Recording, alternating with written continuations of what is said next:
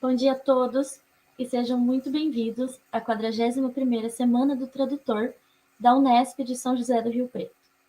Este ano, o evento, organizado majoritariamente pela Comissão Discente, acontecerá na modalidade online, possibilitando uma maior acessibilidade para a participação de ouvintes e autores e a integração de convidados de diferentes regiões do Brasil e de outros países. Tenho certeza que teremos contribuições produtivas e relevantes ao longo da semana, e espero que todos possam aproveitar o evento da melhor maneira possível. Agradeço desde já pela atenção e presença de todos. Para darmos início à solenidade, convidamos os integrantes da mesa de abertura a se juntarem à transmissão. Primeiramente, convidamos a aluna Gabriela Figueiredo, presidente da comissão organizadora discente da 41ª Semana do Tradutor. Convidamos também o professor doutor Pablo Simpson, presidente da comissão organizadora docente, e a professora doutora Angélica Carim, coordenadora do curso de Letras Tradução. Por fim, damos as boas-vindas ao vice-diretor do Instituto de Biociências, Letras e Ciências Exatas, o professor Fernando Barbosa Noll. Mais uma vez, desejo a todos um excelente evento e passo a palavra à minha amiga e presidente discente da semana, Gabriela Figueiredo. Bom dia a todos os presentes, ouvintes, convidados e comissão organizadora. Eu sou a Gabriela Figueiredo, eu estou bem emocionada. Eu sou a Gabriela Figueiredo, presidente discente da semana, e é com muito prazer que eu dou as boas-vindas à 41ª Semana do Tradutor. Evento realizado desde 1980 pela Unesp de São José do Rio Preto. Organizado com muito carinho e dedicação pela comissão composta de discentes e docentes do IBIS. A Semana do Tradutor deste ano em questão, intitulada Tradução, Criação e Tecnologia, tem como proposta evidenciar o impacto cada vez maior que a tecnologia vem tendo sobre a prática tradutória, assim como o processo criativo a ela vinculado. Para isso, teremos como foco tanto a esfera acadêmica quanto o mercado de trabalho, de modo a possibilitar uma discussão ampla e de resultado duradouro. A experiência de ser presidente docente de um evento acadêmico tão importante para tradutores e pesquisadores da nossa área me ajudou a crescer muito como profissional e pessoa. E é um prazer, depois de tanta dedicação junto à comissão organizadora, estar finalmente abrindo o evento para vocês. Gostaria de agradecer muito a todos os discentes e docentes que trabalharam para que esse evento pudesse se realizar, e principalmente a minha vice-presidente discente, Ana Laura Dias. E ao presidente docente, Pablo, e muito as coordenadoras e professoras Melissa Alves e Angélica Carim. Esperamos que tenham um ótimo evento e aproveitem tudo que preparamos com muito amor. A 40ª edição da Semana do Tradutor. Agora eu passo a palavra para o presidente docente, Pablo Simpson. Bom dia a todos. Bom dia, Gabriela, tudo bom? Não sei nem como começar, assim, depois da sua fala. Eu vou fazer as formalidades aqui, um pouco para tentar assim, dar prosseguimento. Eu queria agradecer a presença do professor Fernando Noll, vice-diretor do Instituto do IBILS. Gostaria de agradecer a presença da Angélica Carim, da professora Angélica Carim, coordenadora do curso de tradução, e da professora Melissa, que coordenou o curso de tradução nesses últimos anos, durante a pandemia. Gostaria de cumprimentar todos que estão acompanhando a transmissão online. Também cumprimentar a professora Lucinéia Vilela, que fará a moderação da conferência de abertura. Cumprimentar a Simone, que fará a transmissão em Libras. Bom, esse congresso, e eu acho que isso dá perfeitamente para perceber pela fala da Gabriela, é uma iniciativa dos alunos do curso de Letras com Habilitação e Tradução, e organizada por eles, sobretudo por eles, pelos alunos do terceiro ano, com auxílio de uma comissão científica formada por professores de diferentes universidades, por uma comissão organizadora que este ano teve a presença dos professores Arnaldo Franco Júnior, Fernanda Silva Rando e Lauro Maia Morim. Eu gostaria de agradecer a participação deles. Gostaria de agradecer também aos colegas, aos demais colegas, né, que ajudaram informalmente, né, na organização dessa semana, com sugestão de convidados, mas sobretudo aos alunos que dispuseram do seu tempo nesse panorama ainda de retorno às atividades presenciais, no pós-pandemia, na pandemia e no pós-pandemia, com todas as inseguranças disso, com todas as inseguranças políticas também, bom, se dispuseram para organizar as conferências, mesas, minicursos, transmissões, como é que se diz? Teremos, bom, diferentes formas, né, de contato com os convidados que também aceitaram participar. Mas, bom, eu faço aqui a lista dos alunos. Eu gostaria de agradecer a Gabriela Figueiredo, a Ana Laura Dias, a Ágata Tavares, a Ágata Tomás, a Amanda Bueno, a Ana Luísa Secar, a Beatriz Roça, ao Bruno Gabriel Scanavês, e eu peço perdão se eu errar um pouco a pronúncia dos nomes, ao Kaique Nascimento, a Fernanda da Cunha, ao Gustavo Perini, ao Henrique Lima, a Isadora Cordeiro, Isadora Tietz, Júlia Honorato, Júlia Seco, Laura Dalpian, Letícia de Matos, Luana Tamashiro, Luna Souza, Marcos Vinícius Ribeiro, Mariana da Paixão Matos, Naomi Selime, Rafaela Pereira, Sara da Silva, Shirley dos Santos, Jéssica do Nascimento. Gostaria, assim, finalmente, de agradecer a todos os professores, profissionais e amigos que aceitaram vir nos encontrar. Eu acho que isso é bem importante também, ainda que à distância, e com a esperança de, bom, sempre, né, de poder os reencontrar aqui no campus, né, numa próxima oportunidade. Eu desejo a todos um excelente encontro e devolvo a palavra. Obrigado. Obrigada pela fala, professor. Agora, convidamos a coordenadora do curso de Letras, Tradução, a professora doutora Angélica Carim, para proferir algumas palavras. Bom dia, Ana Laura. Bom dia, Gabriela, Pablo, Simone, Fernando.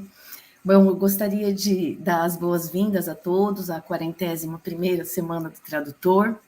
É muita satisfação para a gente poder participar, né? Eu, como recém-coordenadora, já digo desde já que o mérito de todo o acompanhamento e auxílio dessa semana é principalmente da professora Melissa, que deixou a coordenação recentemente e que fez um brilhante trabalho, né, com os alunos e também com os nossos colegas. Então, um agradecimento muito especial a ela, não só pelo apoio de sempre, né, a todas as semanas que ela sempre dá, independente de estar na coordenação ou não, mas também a mim agora, a esse início, né, de coordenação, que com certeza espero que tenha bastante sucesso e bastante diálogo entre, né, os professores e os alunos, porque os nossos alunos são, de fato, especiais. A gente percebe pela fala da Gabriela, que me emocionou muito também, que a gente sabe, Gabi, como é difícil, né, coordenar uma Semana do Tradutor, como é difícil ficar nessa posição que você está, né, de presidente, que, na verdade, é mais um integrante também, né, que juntamente com os outros alunos tem que fazer o negócio acontecer e funcionar.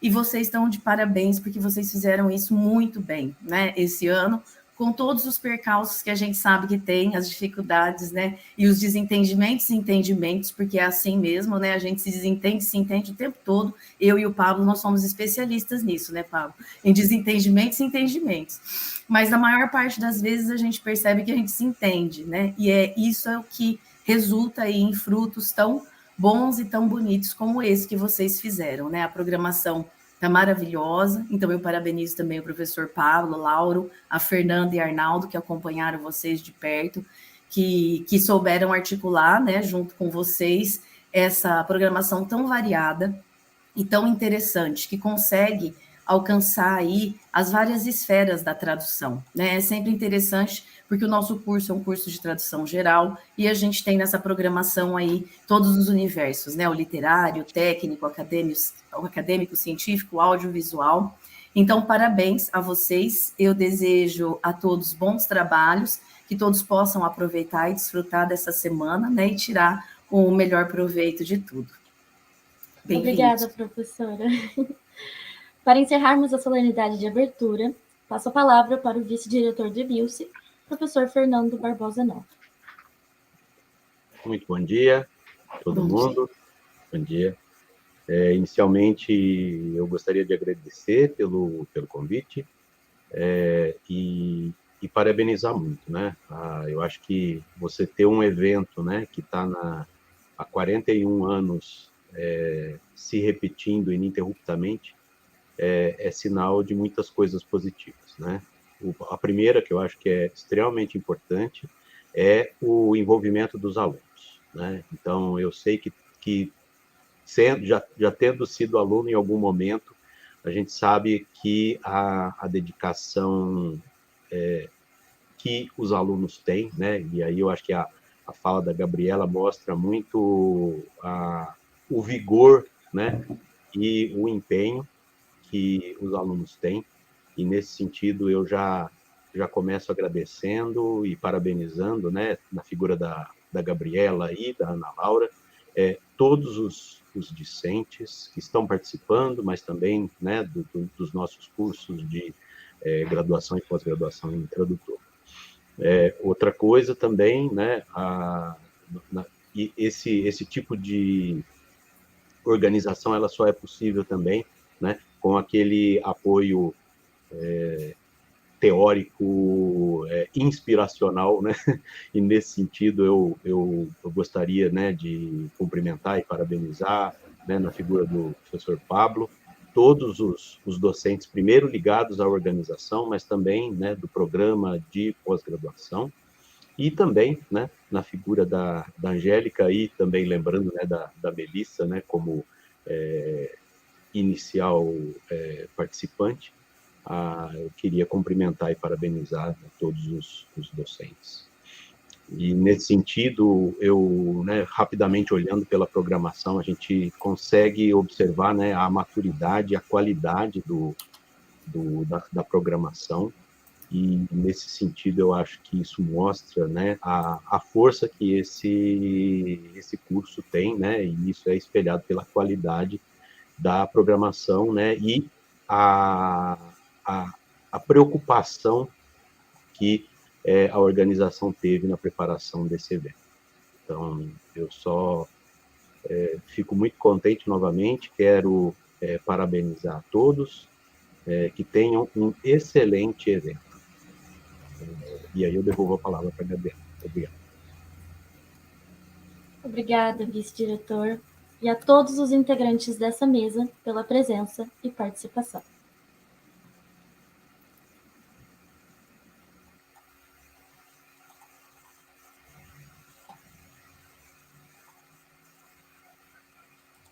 Antes de iniciarmos a conferência de abertura, eu gostaria de dar alguns recados aos nossos ouvintes.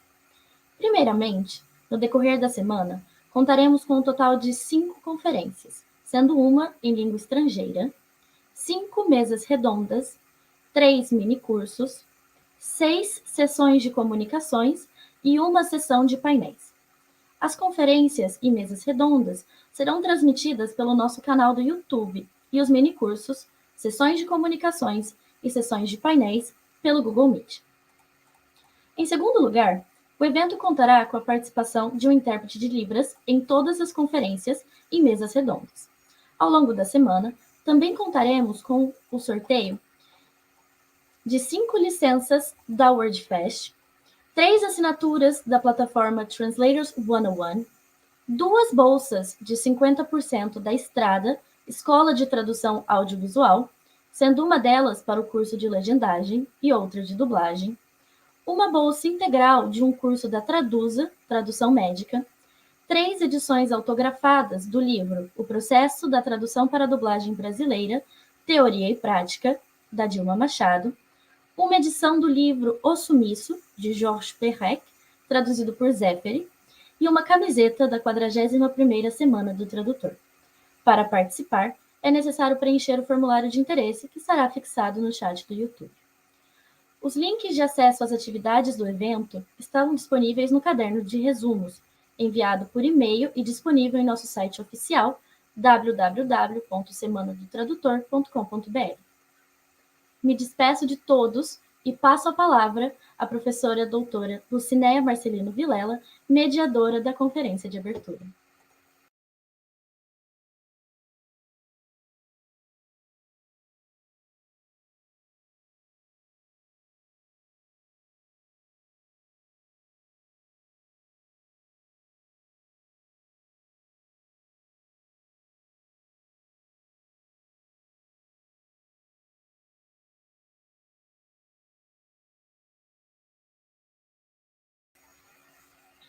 Professora, o seu microfone está desativado.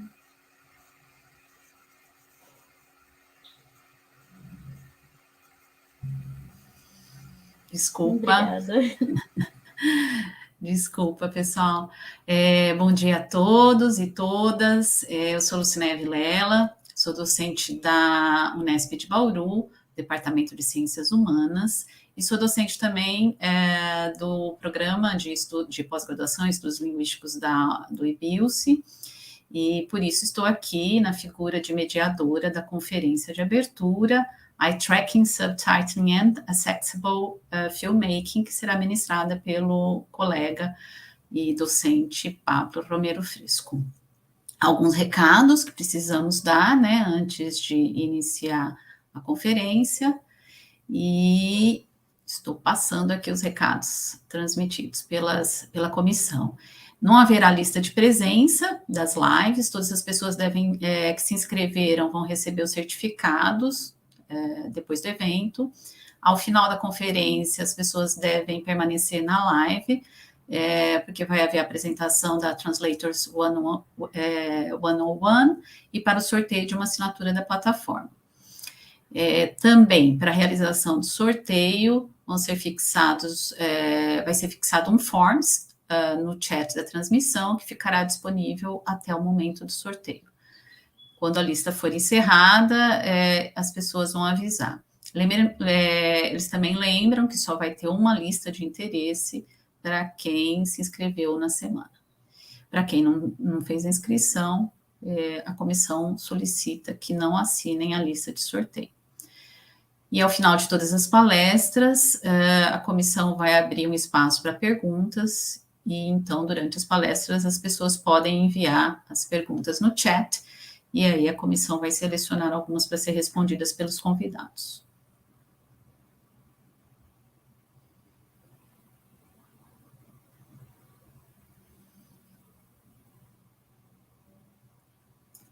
Podemos iniciar a apresentação do professor Pablo.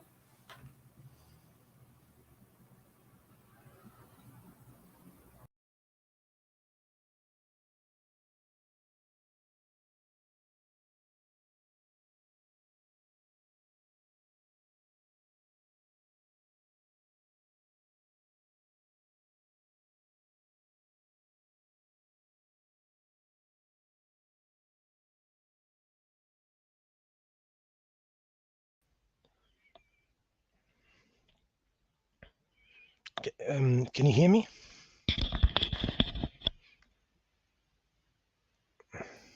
Can you hear me?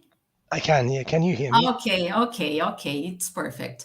I will introduce you. I was waiting for you first. So I introduce you and then you start your presentation, okay? Is it okay if I check whether I can share a video and a camera? Video and a PowerPoint?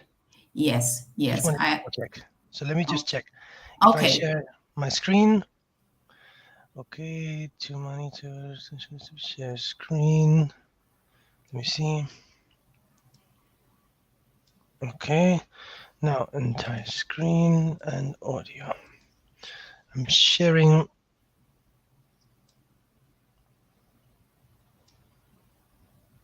Am I sharing this PowerPoint presentation? Oh, yeah, but first I have to introduce you.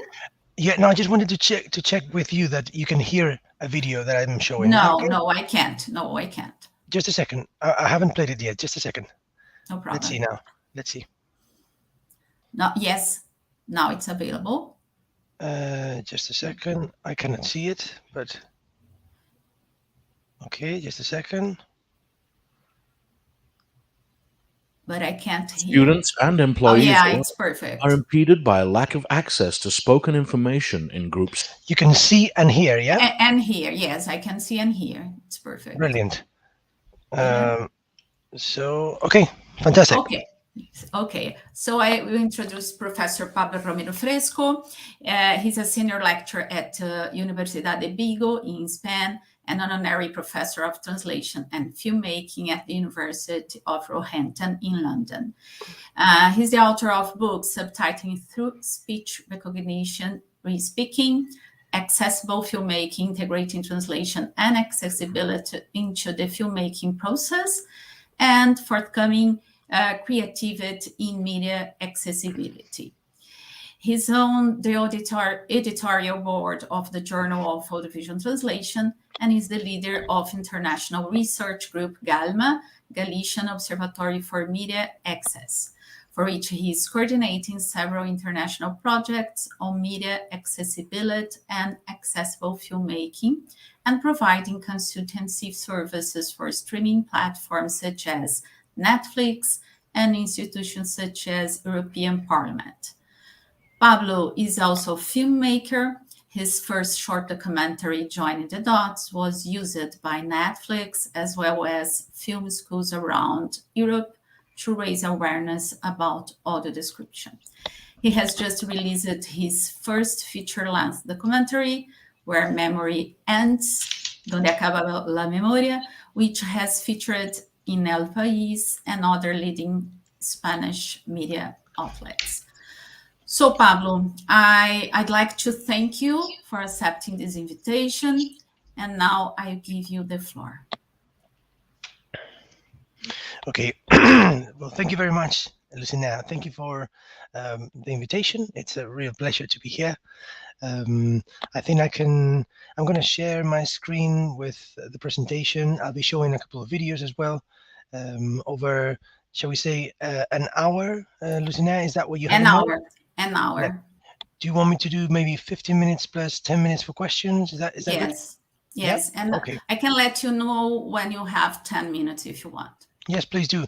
And also, if there are any questions in the chat, I was saying that if I have full screen, I don't think I'll be able to follow the chat. So maybe if there are any questions, I'm happy to take them as I go along as well. Okay. Yeah? Okay, brilliant. So again, thank you very much for the invitation. Let me just share with you the presentation that I'd like to give today. Hopefully now I'll be sharing my screen, and now if you can just confirm, Lucina, that you can see the presentation. Yes, Brilliant. I can see. Excellent. If at some point you don't see it, please let me know. So I'd like to talk to you about accessible filmmaking and creative media accessibility. Where does it all start? Well, it starts with accessible filmmaking first, and I'll be dealing with what it is and how we're doing research about this. I'll cover eye tracking as well, because you did mention that you wanted me to cover eye tracking, and then I'll move on to creative media accessibility as a new development, if you like.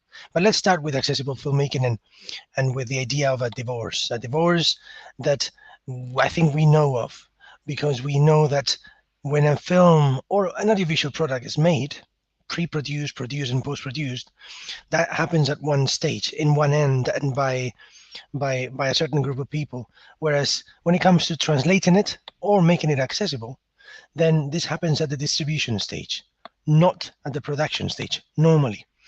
So this divorce is interesting because it doesn't really go with the figures. I mean, if we look at, and these figures, we can extend them to 2020.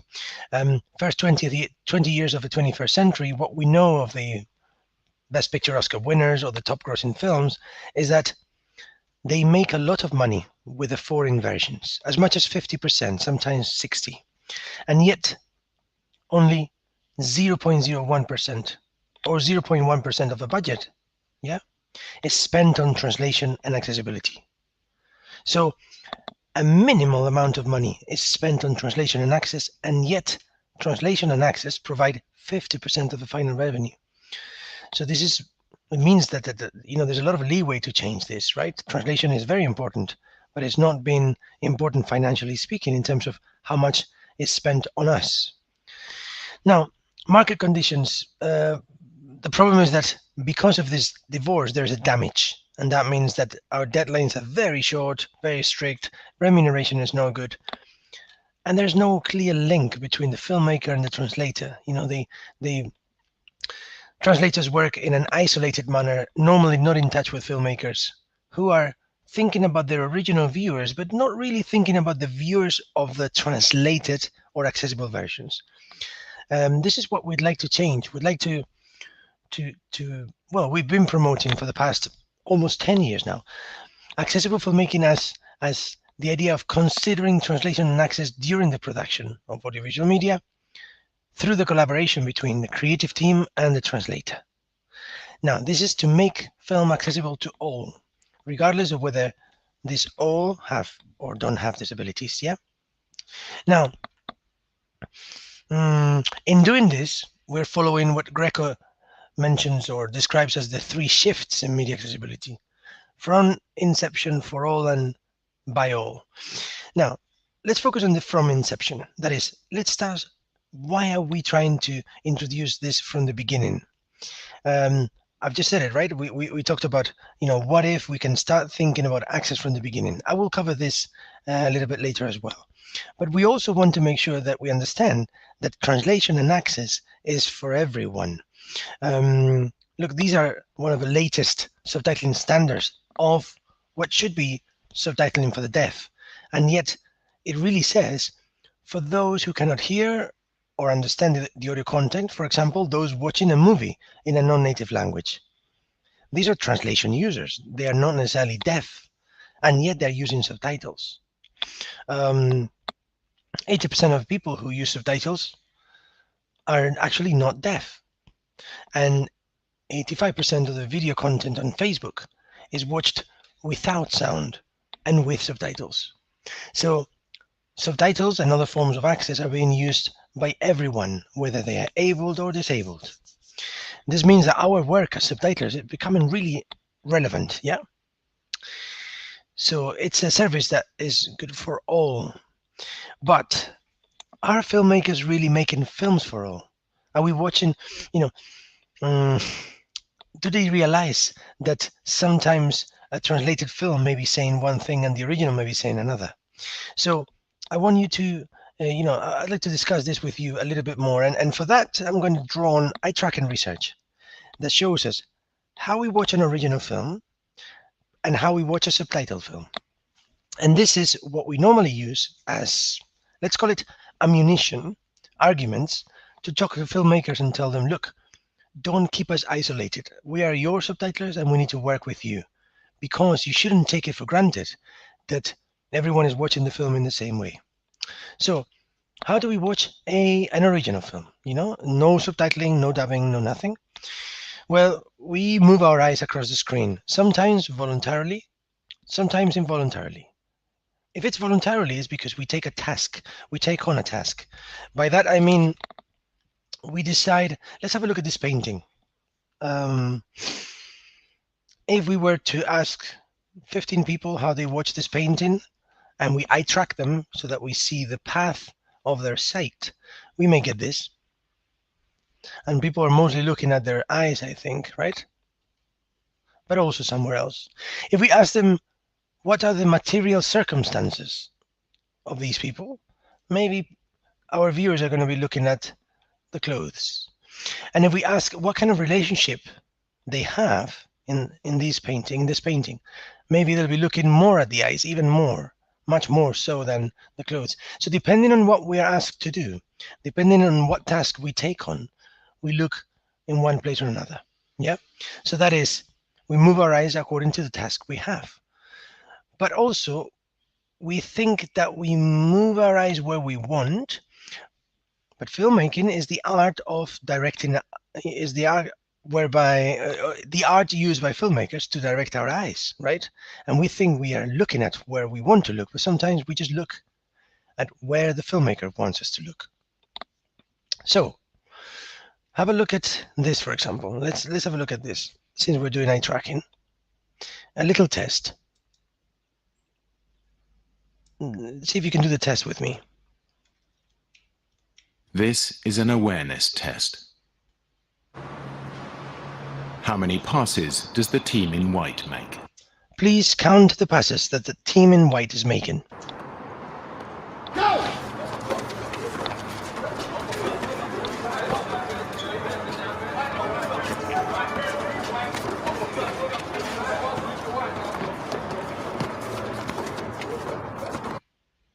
Right. Yeah. I'd like to go back and see if I can stop sharing and see the chat. If anybody had the chance to count, could you please write in the chat how many passes the team in white made? Don't know if you have access to the chat. Someone put 13, 12, Oh, yeah, 13, 12. I've got access now, Lucinella. Yeah, 12, 13, 12, 13. That's fantastic. Now, please check what's coming now. Did anyone see? Let's see. I'm not even going to ask. I'm just going to share the screen again. And here we go. Answer is 13. There you go. But did you see the moonwalking bear?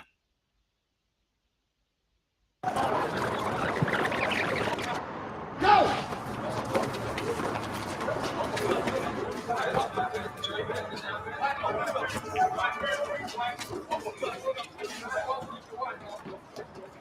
There we go. It's easy to miss something that you're not looking for. So my question to you would be, how many of you missed the moonwalking bear? I can read the chat now, so it'd be good to hear from you. So what I'm saying here is that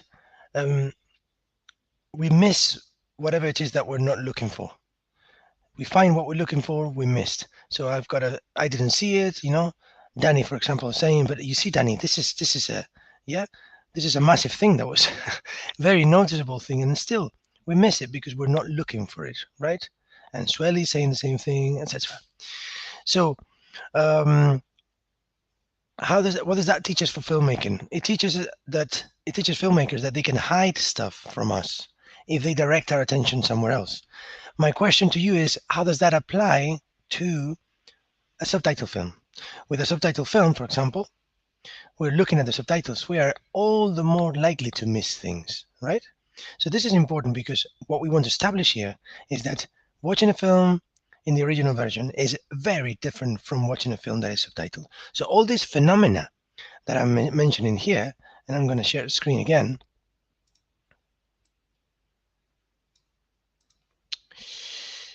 The phenomena that we're seeing here in attentional blindness, for example, that I've just showed you, the blindness caused by not paying attention to something happens in the original version.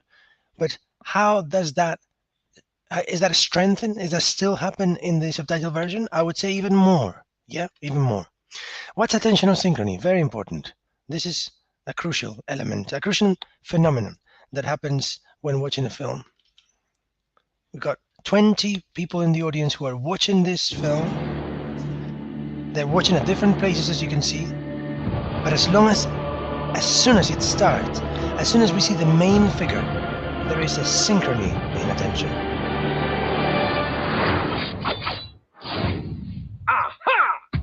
Everyone is looking at the center of the screen at Puss in Boots.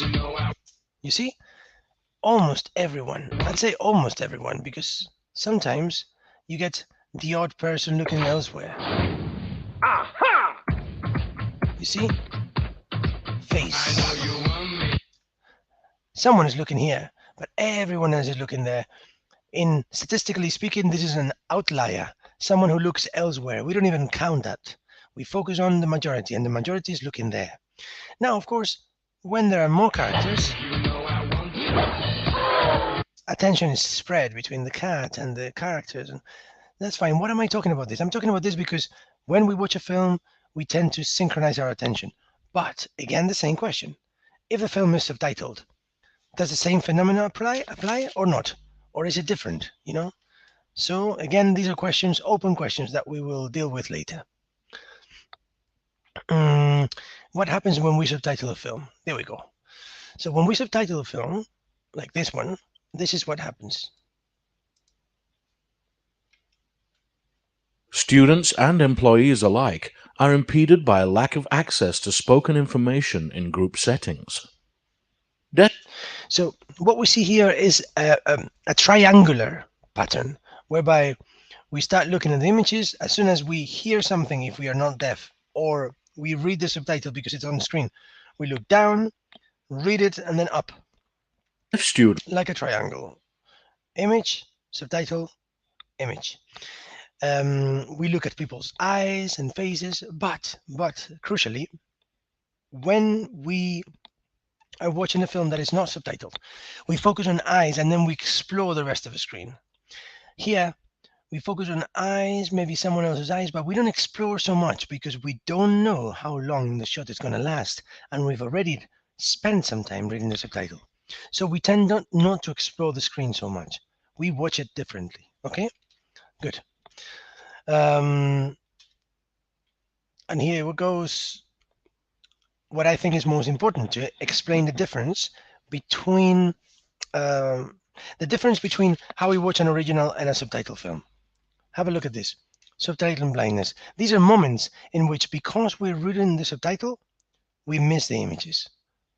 For example, if I have this sign, right, that says, "A lovely lady and a grumpy old man live here." This is from a documentary I made with and about a deaf person, a blind person, Trevor. And Trevor was telling me, "Oh, I don't walk into the garden because I don't know what's there." And while I hear that, and I'm watching the film, I can see this. So the original version is fine. The original viewers are okay. They can hear Trevor saying, "I don't know what I've got in my garden." And at the same time, we read this. Yeah. Whereas if we subtitle that version into Spanish or Portuguese, what we get is we have to subtitle what the sign says and what Trevor is saying at the same time, resulting in a very ugly and difficult to process type of shot, right? So whenever we have, and you see that this is a film that I made and where I made this mistake, because I was only thinking about the original viewers. If I had thought about the viewers of the subtitle version, then I wouldn't have placed Trevor's narration over text that needs to be translated as well. I hope this makes sense, yeah? But this is not something that filmmakers are taught when they are when they're being trained to be filmmakers, Let me show you an example, perhaps clearer, of how subtitling blindness applies. That is how sometimes we miss the images because we read the subtitles. Here it goes.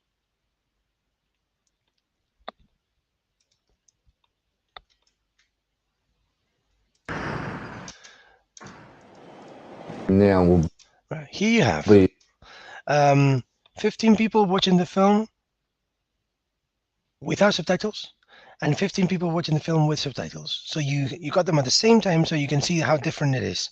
Let's have a look at an image. Excuse me. And I had a nerve. Woke up the next day. I was taken. Here. These people are reading the subtitles, and then look at this blue shot. Blue dot, sorry. I was taken across. Looking at the images. Read subtitle, look at the images. Whereas the yellow shot are people who can explore because they don't have a subtitle to read and they can explore elsewhere. Now, when I was making the film and editing it, I decided to include a tight shot, a close-up of Trevor's cane.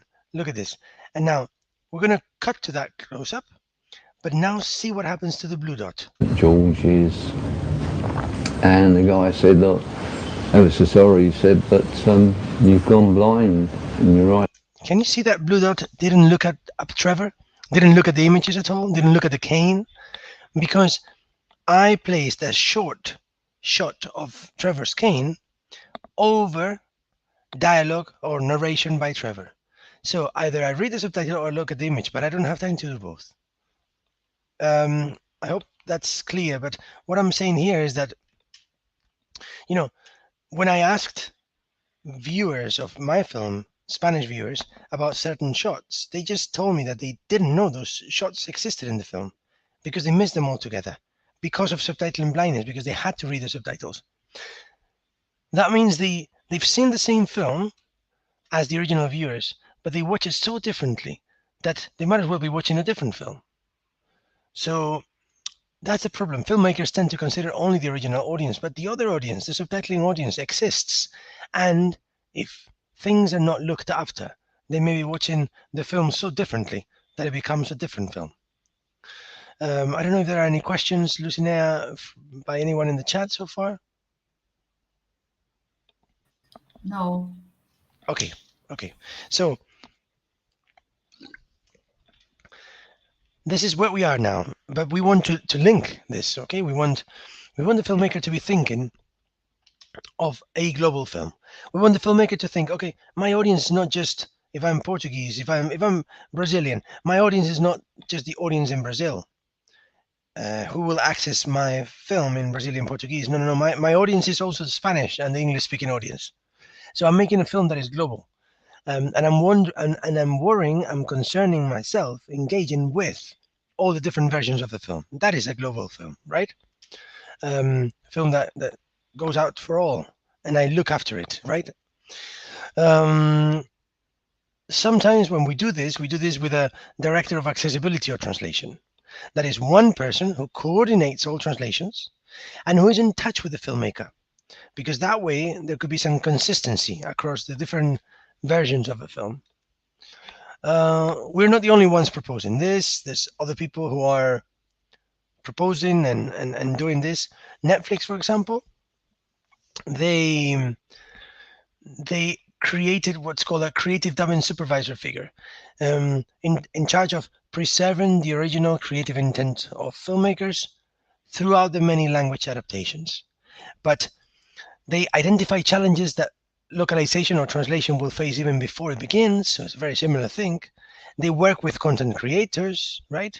This is resulting from a workshop that I gave Netflix at their offices in Hollywood, and then they develop different approaches to, I guess, create a stronger link between translators and creators. Yeah, and it says here we wanted to develop creative approaches to localization. That's interesting as well, because the more you work with filmmakers, the more creative the work becomes.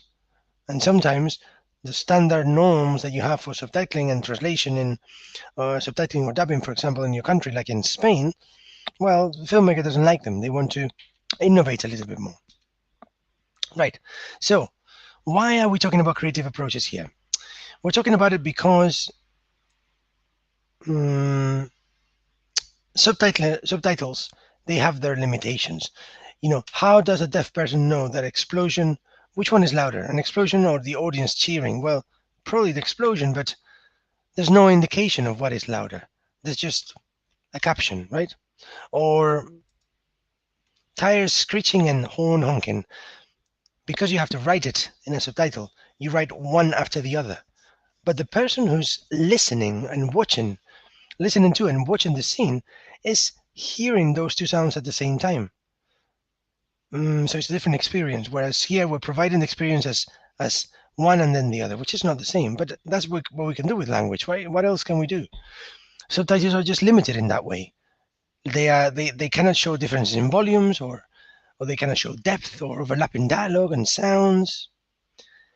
And this is tricky because film, we know, is supposed to show things, not to tell things. And yet subtitles are telling us things. So that's why we wanted to test creative subtitles that could maybe get around this problem, right? Okay, so this we call creative media accessibility, and up to a few months ago, it didn't even exist in the sense of not as a tag, not as a label, which doesn't mean that there was no creative examples of media access, but perhaps they were not gathered, put together. Some of the filmmakers who are working creatively with media accessibility are Pitt Middleton, the director of Notes on Blindness, and James Spinney, two directors. And they say, for us, accessibility transcends, it goes beyond the basic considerations of comprehension and plot, and it becomes an extension of the creative approach to the film. Yeah, that's very interesting for us because, it helps us define creative media accessibility as practices that don't only attempt to provide access to the users of a film or a play, but also seek to become an artistic contribution in their own right. They enhance user experience creatively or imaginatively. Let's see. First, you could, well, if again, Lucina, if there are any questions, please let me know. Pablo, there are two questions. Would you like me to read them? Let me see. Yeah, I'd like to, just a second. I'm going to stop sharing. Victoria, can you see the question? Just a second. I'm trying. I think I've stopped sharing now, right? Yes, you stopped sharing. Yeah, brilliant. Victoria. This helps me, by the way, because if I am presenting full screen, I can only see my PowerPoint, and Yes. you don't feel that you're interacting with anyone. So Yes, questions are it's welcome. odd. I like to see people and talk to them. Yes. Questions. I have a question for Professor Pablo. The same pattern of attention on screen works when deaf people watch subtitled movies? Yeah, well, this is a brilliant question, Victoria. Fantastic question. Wow, and a tricky answer for that, because I can try to generalize, but obviously every person is different. Now, one thing is, I don't think I can write in the chat, no? Okay, it doesn't matter. One thing is a deaf person with small d, and another is a deaf person with a capital D. A deaf person with a small d could be someone like me who loses his hearing or part of his hearing late in life. I don't have sign language as a first language. My first language is English or Spanish or Brazilian Portuguese. If I am a deaf person with capital D, often those people they have sign language as a first language. That's a visual language as a first language. These are sometimes, often, again, visual people. So you wonder whether a huge amount of text and description on screen is what they want and they prefer, or if there are other ways of showing things. So, Victoria, bear with me for a second and I'll show you an example, okay? Next, what about writing the subtitles, Myra says, around images that the director and translator wants the audience to enhance? Brilliant. Myra, again, bear with me because we're about to show examples of that happening as well, yeah? And Marcia, how are the Disney films considered since they have a stronger localization, including some change of scenes to show writings in the local language? Yes, this is happening too. This helps us, Marcia, because the fact that in some cases, like Sherlock and other series, are being localized, even the images are being localized, because in a film called Inside Out, is it called Inside Out? Inside Out, I think, let me see. Inside Out scenes food. There we go. Right. I'm going to try and share my screen again. Here. Share screen. Here, here, here. There. Can you see these images from Inside Out? Yes, this Pixar yes. film. In some cases, when the kid was being given food that she didn't like, in one country the food was one type, and then it was adapted to another country. Because if I have broccoli as the food that I don't like, stop sharing. Maybe broccoli in another country is food that people do tend to like. So in Japan, they replace those images for another images. So that's important because the fact that they're going in there and changing images for what's effectively is translation means that they are ready and willing to consider translation from the post-production process, and that's useful already. That's very good because it's not left for distribution where the filmmaker is not there. It's actually during post-production discussing it with the filmmaker. That can only be good because it means that translation and access become more visible. That's very good. Now, I guess there is yes. Yes, is the development of less restrictive subtitling practices heading towards establishing a relationship of replacement or coexistence with industrial paradigms? All right, Tuan. Well, if I get your question correctly, as soon as you start working creatively on your translations, then you are going down the route of creative media access. Now, at the moment, this is a minority of cases. I don't think it's as common as, let's just call industrial standard subtitling and dubbing and translation and access. It's not as common, but it is becoming more common, and we will deal with this as well. And it leads to some, again, I will come back to all these questions and some of them right now as soon as I show you examples. Thank you for the questions. Share screen again. There we go, there we go, and there we go. And here we are with the PowerPoint. Now, let's look at these examples and see if they answer your questions. First, we can go from the inconspicuous to the conspicuous, from the invisible, if you like, or discreet, to the very visible and taking protagonism. This is a film that I made, a documentary that I made a couple of years ago. And I wanted to not be creative, but I wanted to think of the viewers and their eyes when I was subtitling it. So I thought, my protagonist is speaking in English, and I want to subtitle into Spanish. But why should I put the subtitle at the bottom of the screen in the center, where there is an ugly microphone showing? What I want is for the viewers to organically look at where he's looking. He's talking about his library and letters and all his research about Lorca, because he's his biographer, and he's looking at this bookshelf. So why not keep the viewer's attention here and here and here? That is, create a triangle between him, his eyes, the book, and the rest of the books. But I don't need my viewers to be looking at the bottom of the screen.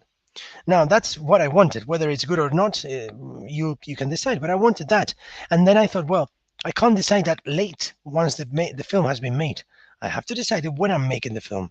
When I'm shooting this scene, I need to make sure that there's more space on this side where I want to put my subtitle, right? So other examples are more striking, if you like, right? Because then subtitles become protagonists. Have a look at this. Excuse me, suddenly erupt. I am here to avoid a dire catastrophe.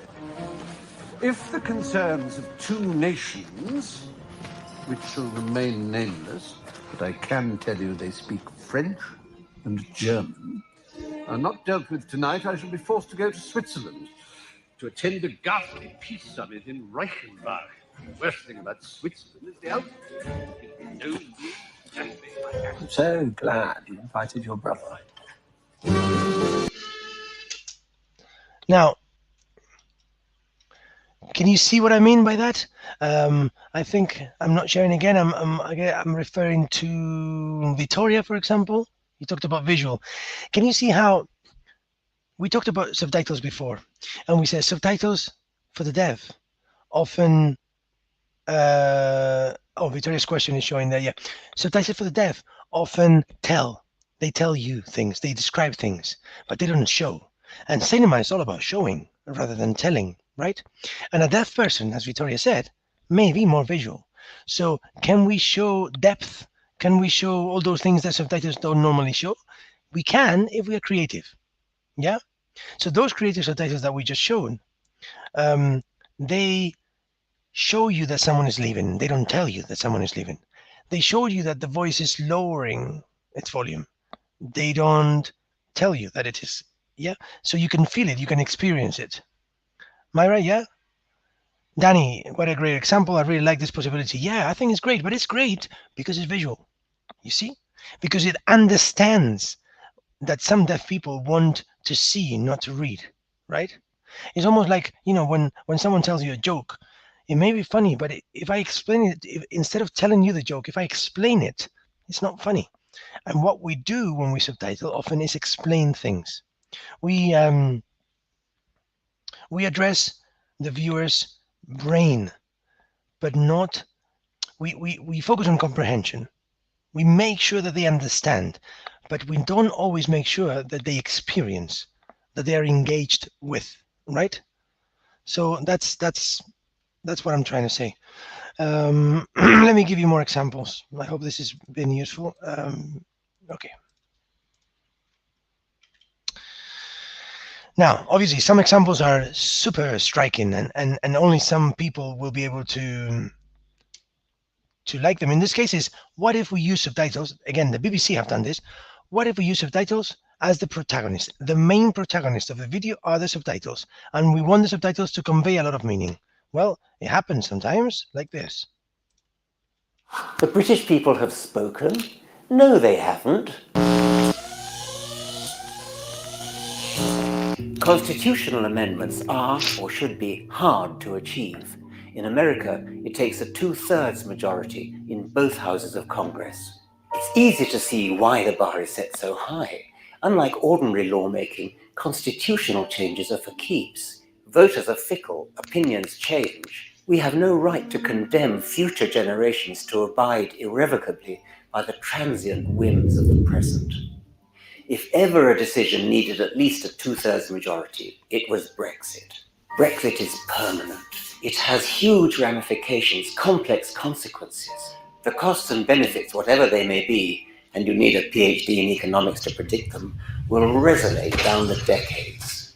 So, the tooth for a cooling off period, or perhaps. Okay, so again, here what you see is subtitles taking over, becoming the most important thing.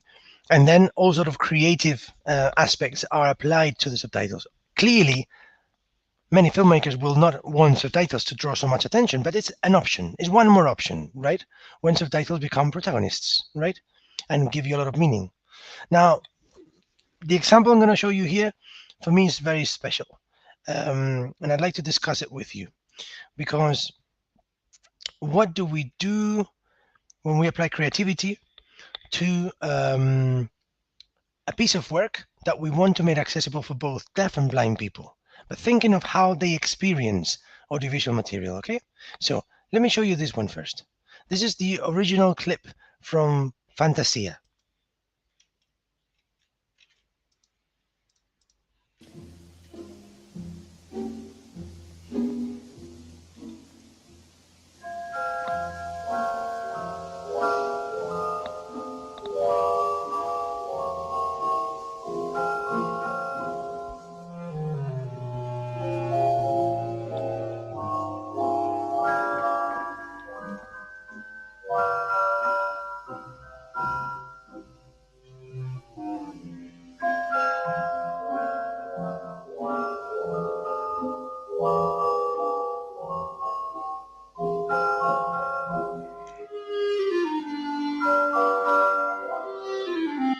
Right, now I'm going to stop sharing and I need your voice here. What I mean your voice is your chat or whatever. Okay, I've got some questions there as well. Sorry, what a great example. Something already made when watching things fitting. Yeah, okay. That's right. Yes, that's right. Okay, I will get back to those. Now, have a look at, think about the video we've just seen. We have images that have to do with the fairy and the movement, yeah, and the dancing. At the same time, we have a piece by Tchaikovsky. And that is, we can hear it as well. And one thing can work independently because the music is valuable in itself. The images are telling us a lot, but together they match and the fairy dances to the music. Now, we want to show that to a deaf person and to a blind person. Yes, it's a sensory experience, Myra, but then what do we do for a deaf person then? Do we just say that, I mean, they can see, and what do they say, that the fairy is dancing to the beat of the music, which is, by the way, this sonata by Tchaikovsky? And to a blind person, what do we say? We said, well, you're listening to this piece by Tchaikovsky, and what you're seeing is a fairy that is dancing to the, you know, fine, but what we do is, again, we fall into the trap of, we explain. We appeal to people's brains. We appeal to comprehension. But is the ultimate goal of that piece to be understood or to be felt and to be experienced? It's not just information, is it? It's not a piece of news that you just want to know about. No, you want to experience it. So this is what a student of mine has decided to do in order to meet a challenge. And the challenge that she posed to herself was one version only for both deaf and blind people. And I want them to experience the piece, not to understand it, to experience it. Okay, here we go.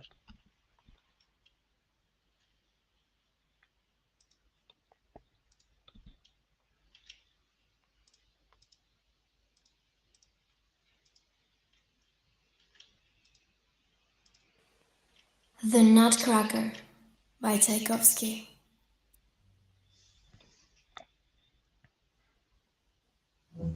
The conductor races both his lamps, and the light draws his back with a silhouette.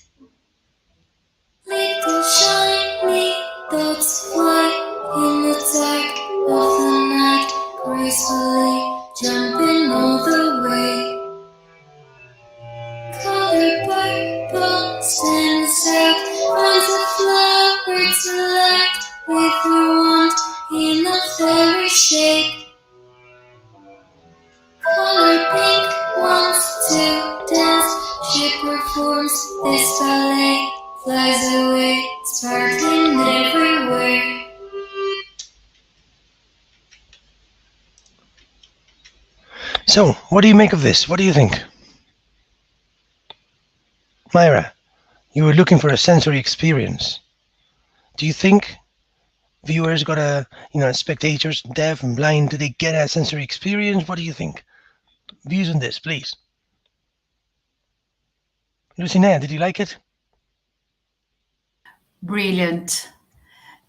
It's your student? Yeah. Yeah, that's why. The person's brilliant like you. No, I mean, I would not have come up with that. Sensational, Swelly says.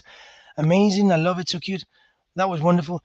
I tell you, well, I mean, it still gets my, hair stand on end. You know what I mean? I think it's absolutely genius. When I saw it, I thought, wow, I never thought about this. It's so good, and then it's worth thinking about it, because why is it so good?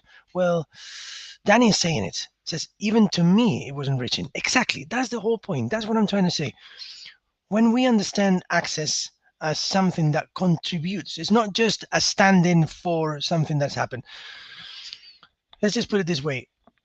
If we follow traditional views on how to make subtitles for the deaf, what we do is, from our hearing point of view, we try to give them what they don't have and what we do have, which is, oh, you cannot hear? Let me just describe you what I can hear and you cannot. And we do it with goodwill, and that's great. But we are doing it from our hearing point of view. When we describe for a blind person, we describe what they cannot see. And it's fine. We fill in the gaps. But we're not thinking about their own experience. Maybe the experience of a deaf person is visual. Can we contribute with something new, artistically valuable? Can we use access as an artistic opportunity to create a version that also contributes? And if we do that, then we get what Danny says, something that is a contribution for Danny, who I guess is not deaf or blind and still can benefit from that version. But because it's a creative mind wanting to give a creative experience to a deaf and a blind person. And in doing so, if you want to do so, you don't fill in the gaps, you create something new. So I don't think that was the question that was asked before, but it reminded me of it. There was a question that says, if we develop a less restrictive subtitling practice, where are we heading? Well, you know where we're heading? We are heading, that one, yeah. We're heading to an area where I am no longer so clear of what the original is. The original is here. And normally you have the original, super important, and then all the rest of the versions, which are not so important. Now, first, we are living in a world where the original is not so clear. We have a film like The Godfather Part 3 or Apocalypse Now. What is the original version?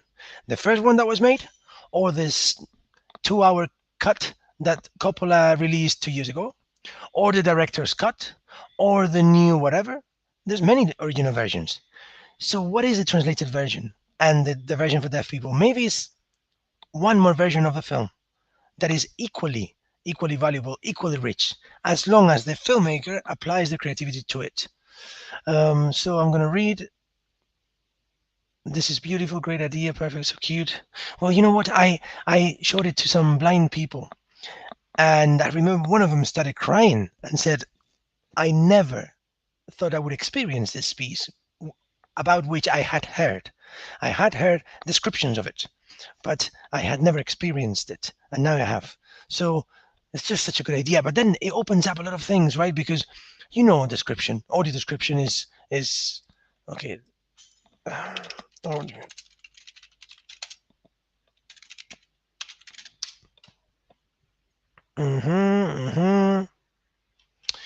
I'm sharing in a second. Share screen. Pablo, now you have 8 minutes left. 8 minutes, okay. This is the audio description that we're used to. From the creators of Tangled and Flower Peeping Out of Deep Snow. Ooh, hello. Nose lands on a frozen pond. A reindeer looks up and pants like a dog. Seeing the reindeer slip on the ice, the snowman smiles and moves towards him. So there's nothing wrong with the description. There's nothing wrong. But we can be a little bit more creative as well. Now, let me just run through a couple of things that I wanted to show you. Just a second. Lisa Silvestre. 10 minutes for this, okay? Lisa Silvestre, a deaf person, a deaf artist.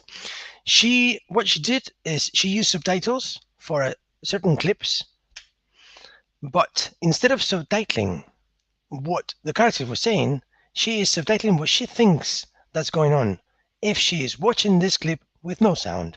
That is, subtitles are there to give us a view of her impressions of being excluded from society, and how a deaf person visually processes something she cannot access.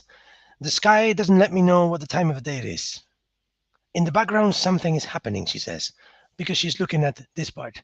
We would be looking here, but because she is a visual person, she explores and she looks at this, where, by the way, the main character's car is going to be stolen.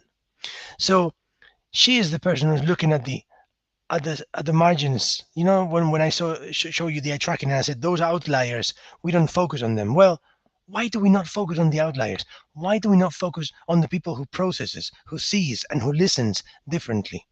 We leave them out, you see. She says, I just realized that none of the characters here are swaying with the movement of the train.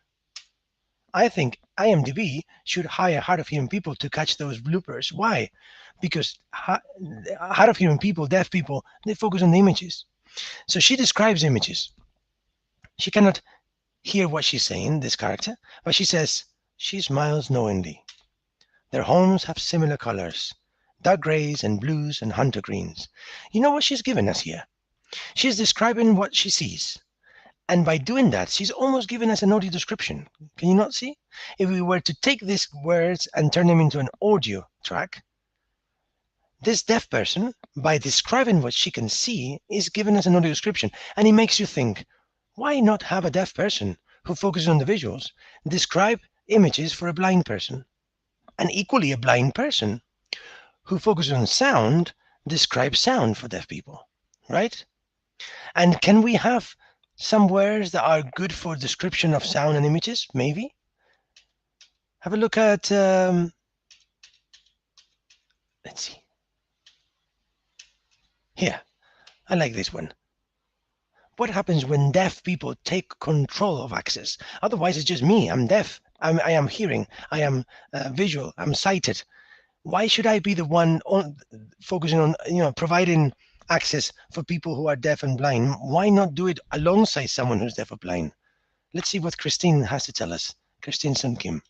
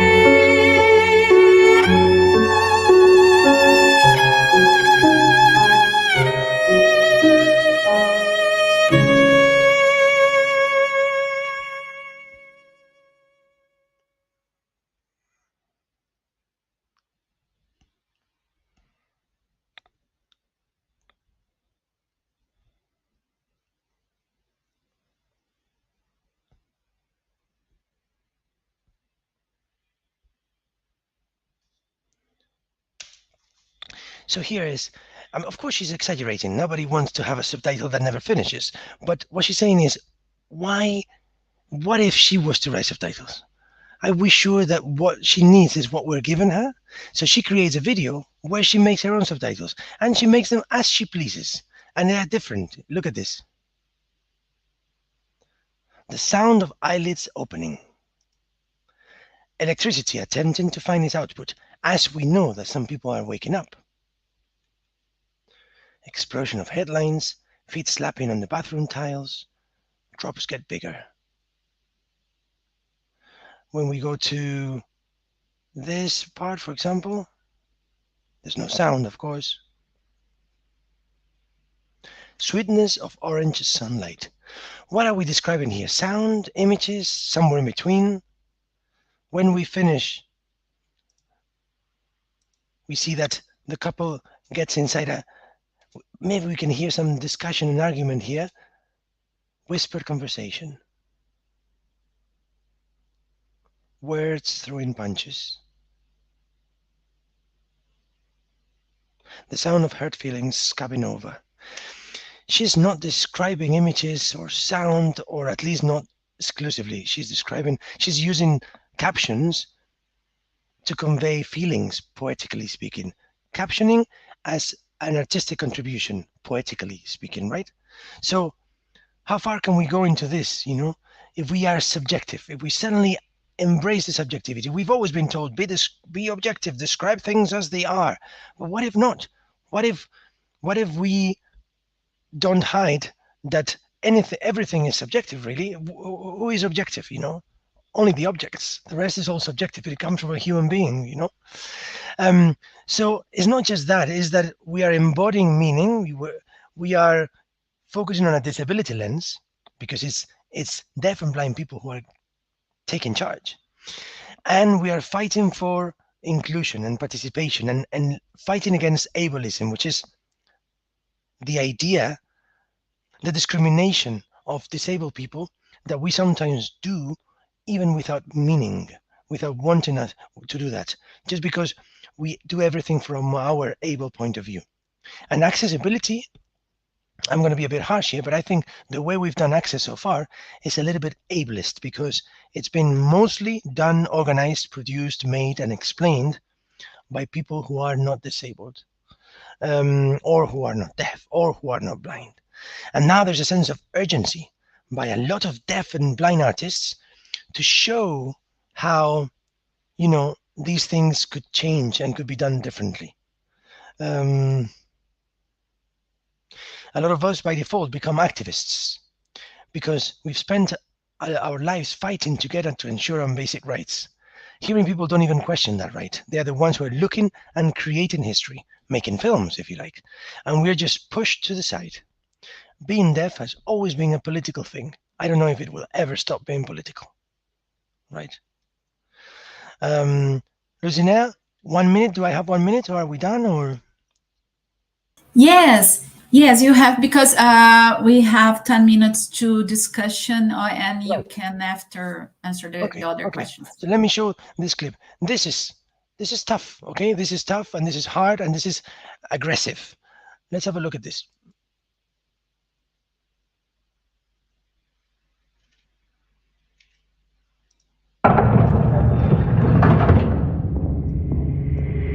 Hey, hearing world.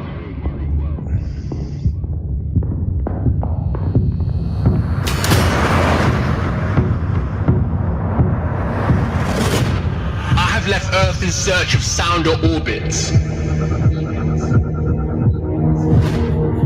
A solar system where the space between a star and a planet isn't empty.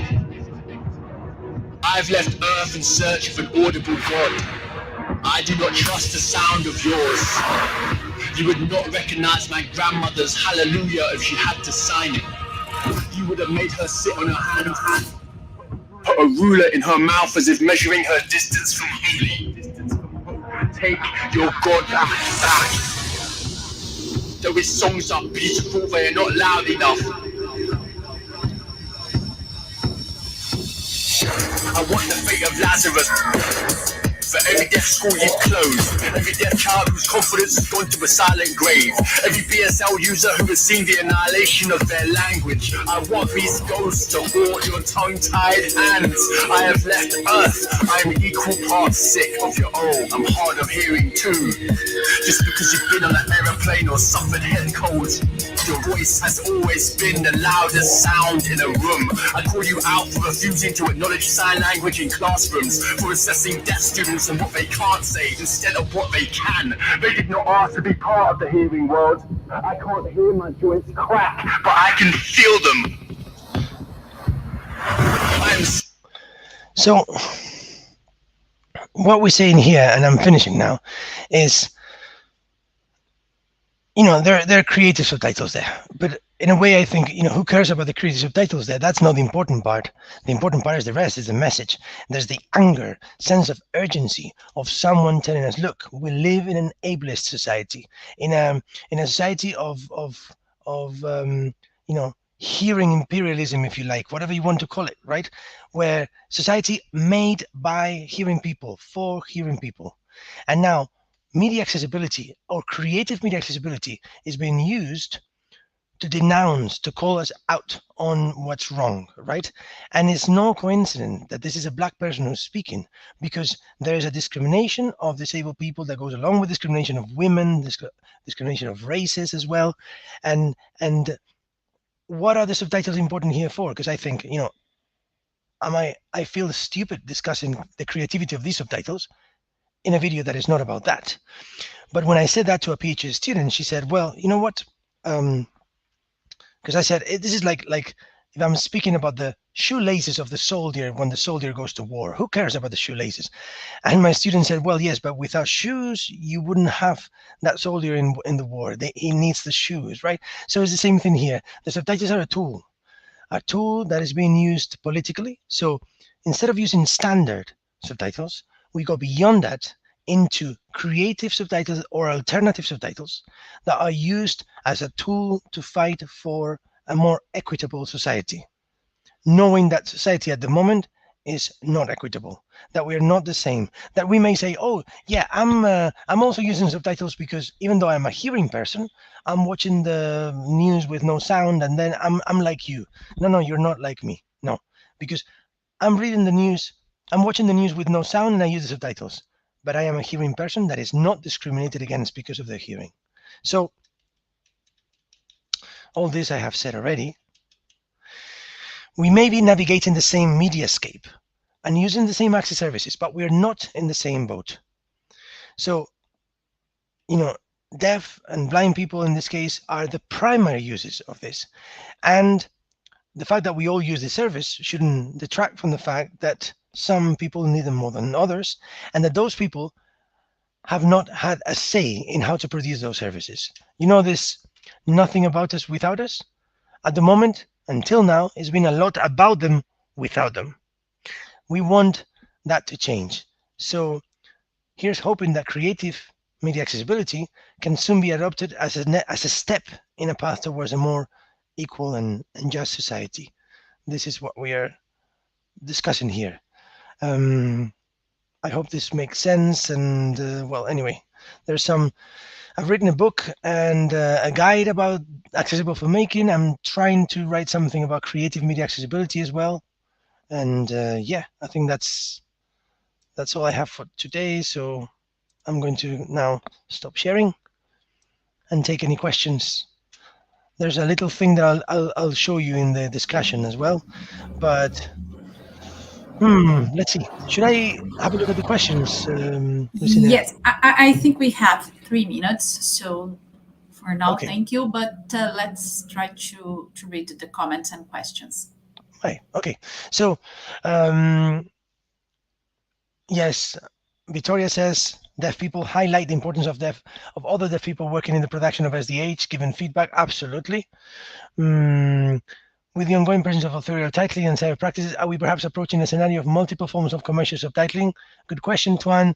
Ideally, yes, and it shouldn't be difficult because I am a filmmaker and I have provided Netflix when I sold my film with several tracks of subtitles. If we get filmmakers to be involved in this and to realize how important it is, then producing several types of subtitles is not a problem. It's just text on screen. Yeah, it's not a massive issue, and it can be done. I think the problem is how to cope with this subjectivity with all the requirements of a job. Yes, agreed. But the thing is, Marcia, there's no objective subtitles. There's no objective description of images either. It's always going to come from a person, and that person has his own background and experiences, and so I think everything is going to be subjective. It just depends on how far you want to go with that subjectivity. But we should first of all stop pretending that we can provide a type of standard access with full objectivity, because it doesn't exist. Yeah, so I think that's important. Nice. Thank you very much. Thank you very much. Yeah, we're trying to not be patronizing. And also, remember, one more thing and last thing. It's not just about making a film accessible. There is a wonderful guide that Netflix and some filmmakers with disabilities have produced now, and they talk about 3 phases. The phases are how to make your film accessible, like what we're talking about, that's fine. But 2 more stages. One is, how do we show people with disabilities on screen when they are part of a story? Are we showing them always like the person in a wheelchair that wants to overcome their disability? Or are we showing them as normal people who are not necessarily defined by their disability, right? Are we showing the wheelchair first always so that we know that they are disabled people? Or are we showing them sitting like Lucinea? I can see Lucinea from his chest up. For all I know, she could be in a wheelchair, And if I've seen series now that are dealing with this properly, and in a normal series, Lucinea will be speaking with me, and maybe she then moves and I can see the wheelchair. But that's just one more element in her. But she's not there because of a wheelchair. Whereas in traditional films, up until now, if Lucinea was in a wheelchair, the first thing we will see would be her wheelchair. She will be introduced through her wheelchair, because she will be presented to us as first and foremost a disabled person. Not as a person, a disabled person. You know what I mean? But maybe the wheelchair in this scene, if she is telling me, Pablo, this is what you need to focus on, the important thing about Lucinea is not the wheelchair, but the words she's saying, right? The wheelchair is as important as if I am blonde or I've got dark hair. Who cares now? The important is what we're talking about. Think about films. Most of the times, disabled people are represented mainly, primarily, almost exclusively as disabled. So again, it's an ableist form of showing them. And in most of the films about disability, there's no disabled people in the team. Again, because it's an ableist production stage. So we are not just talking about access here. We're talking about changing society at different stages. In the stories we tell, in how we produce those stories, and in how we make them accessible. So where do we envision? What vision do we have for the future? Oh, for the present. The vision of, and I'm finishing with this, Lucinea, a filmmaker who contacted us the other day and is making a series about an autistic person. The director is autistic and the scriptwriter as well. So is the actor. They contacted us and they want us to be directors of accessibility alongside deaf and blind people in a team. Yeah. And finishing with this now, we were talking about audio description. And we said, how do we audio describe this? And someone said, I don't want to just describe what's going on. There was something different. They decided that the original version of the series is not narrated. There's no narration, okay? But for the described version, the protagonist is going to narrate his own experiences, which is great because this is something that sighted people are not going to get, but blind people are going to get. They're going to be able to access that and listen to it and get into the mind of the protagonist. And as Danny said before, I think, if I am a sighted person, I want to access that, maybe I will access it because I want to hear that narration. But it's brave to think of the fact that the audio description has something extra to the original version. So audio description is no longer a substitute for the original version. It's something that has its own value in itself and even maybe more value, who knows? So you free the accessible versions from the responsibility to just be a substitute, and you free them and you let them fly artistically. That's where I think we should go. That with deaf and blind people in the production team and represented in the story as they should. I hope this makes sense, but this is where I think we should be going. Thank you, Pablo. On behalf of the organizing committee, and all the professors from UNESP, I'd like to thank you again for this brilliant and inspiring talk and workshop and conference, okay? And I hope to see you soon, face-to-face, maybe in Likewise. Some conference, okay? I hope so. I hope so. Thank you very much for being here, and I hope you've. Thank you. I'll send Lucinea a few links to articles that are dealing with this, in case you want to know more. Okay.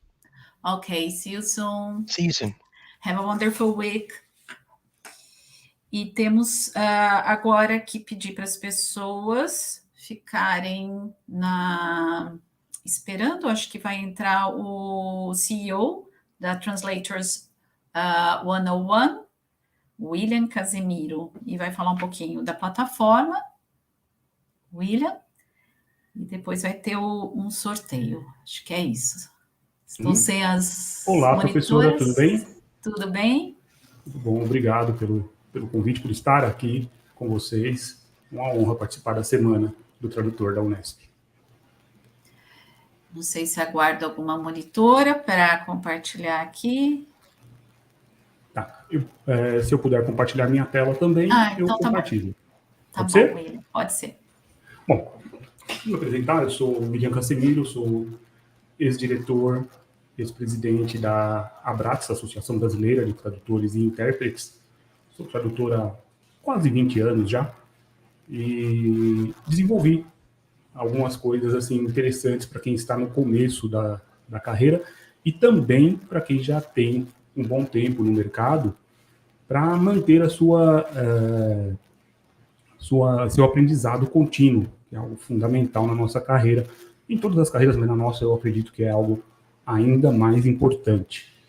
Então, deixa eu mostrar para vocês aqui uma das coisas mais interessantes que nós temos, que é a Translators 101. Vou pegar aqui.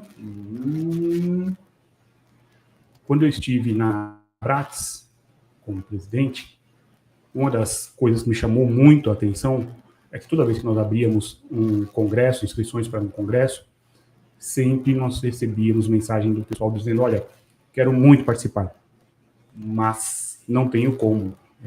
O custo era alto, né? É alto para quem está em começo de carreira, principalmente. Então, eu desenvolvi busquei uma forma de mostrar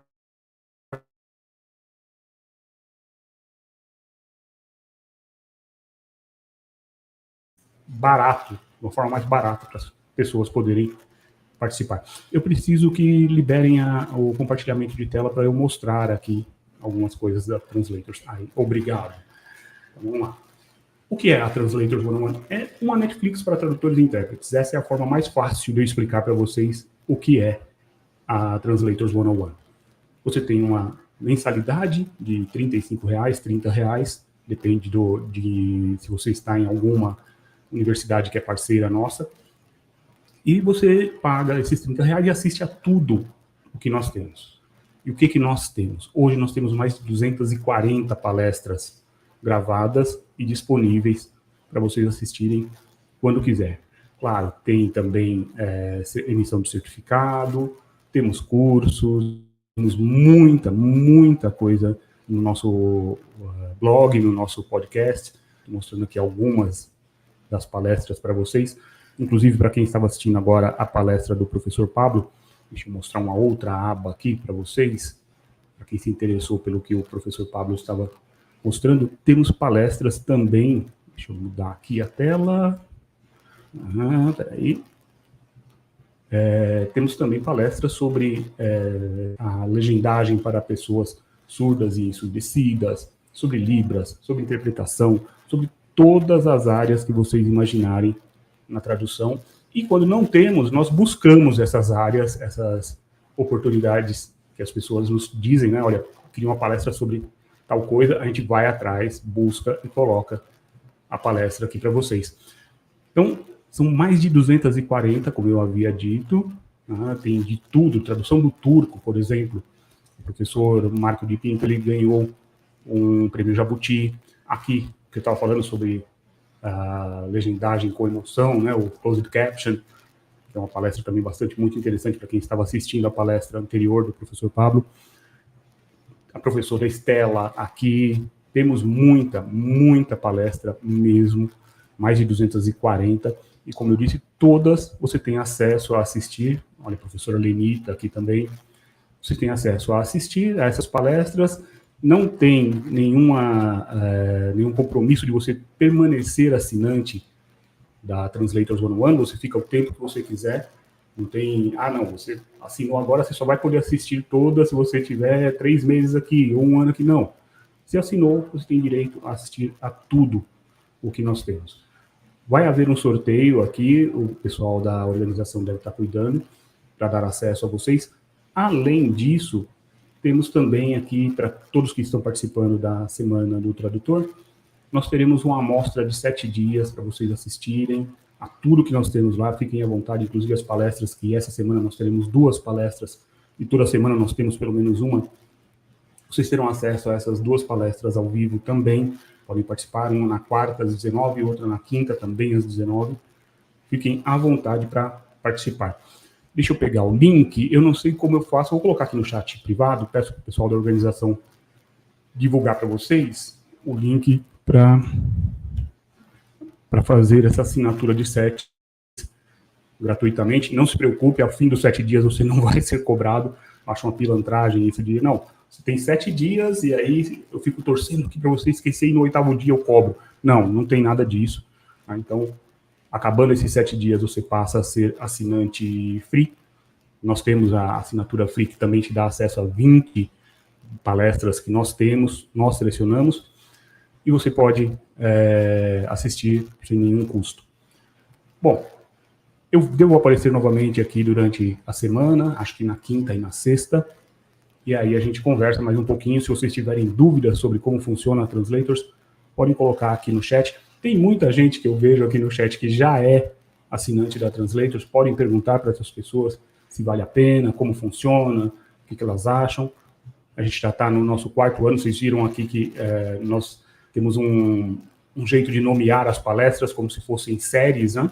Então nós estamos no S05, ou seja, entrando no 5º ano da Translators.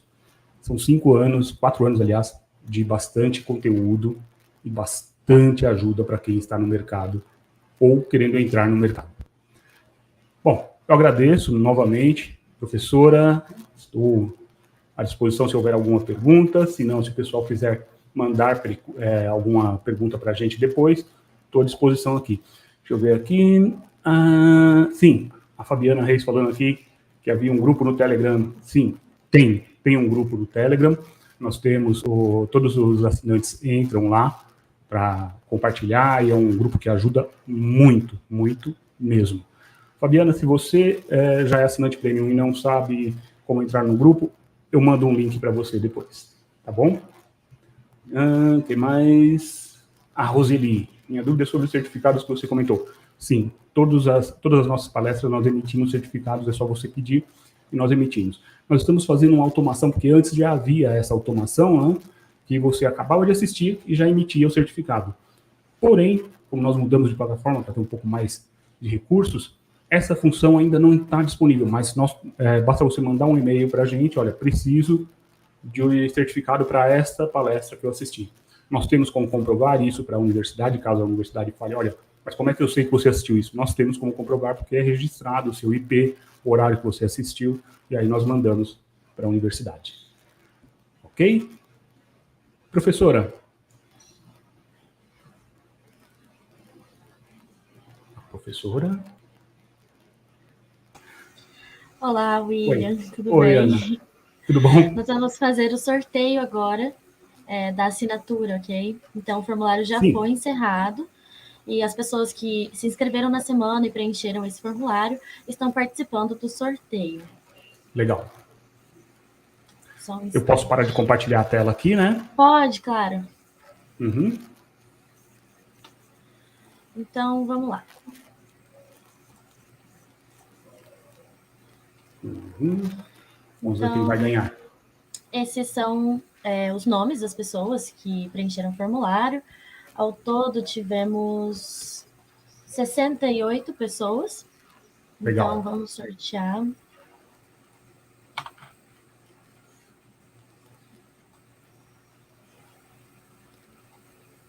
Número 9. Número 9. Número 9. Joyce Holland Martins. Legal. Joyce, por favor, manda um e-mail para mim, o contato@translatorsone1.com.br, ou fale com o pessoal da organização, que eles passam para a gente as informações e a gente vai habilitar a sua assinatura. Legal? Certinho, então. Muito obrigada, William, pela sua fala. Obrigada a todo mundo que assistiu a conferência, que ficou para escutar um pouquinho sobre a Translators 101. Agora a gente vai ter uma breve pausa e voltamos às 11 horas com a nossa segunda conferência. Legal. Se alguém tiver alguma dúvida, pode mandar para mim. Deixa eu aproveitar para agradecer a você, Ana, a Gabriela, a professora Dulcineia, e Simone. Muito obrigado, Simone, por me interpretar. Até mais, Obrigada, pessoal. Nos vemos daqui a pouco. Tchau.